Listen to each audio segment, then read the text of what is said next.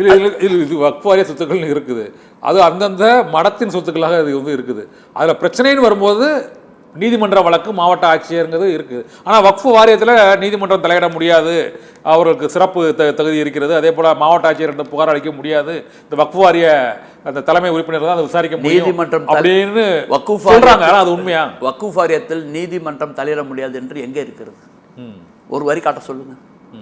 இல்லை, யாருனாலும் போய் கேஸ் போடலாம், யார் வேணாலும் கேஸ் போடலாம். அறளைத்துறை அதே மாதிரி தான் இருக்குது.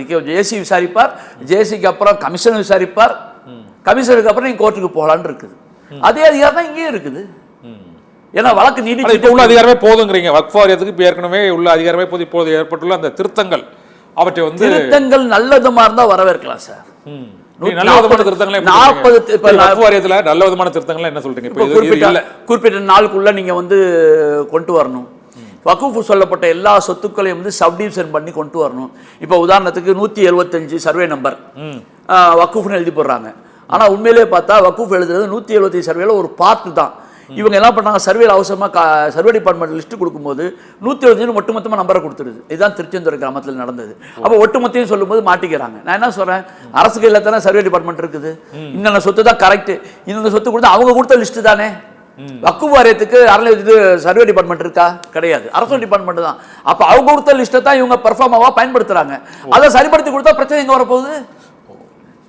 இப்ப நீங்க சொல்லும்போது இன்னொரு அர்த்தம் சொல்லுங்க, திருத்தங்கள் ஒரு திருத்தம் கூட தேவையில்லையா சார்? என்ன சார், இந்த திருத்தங்கள்ல ஏதாவது ஒரு திருத்தம் கூட நல்ல எல்லா திருத்தங்களையும் பாத்தீங்கன்னு சொன்னா மெயினா இந்த 3 திருத்தத்தை வச்ச பிறகு எந்த திருத்தம் கண்ணுக்கு தெரியாது.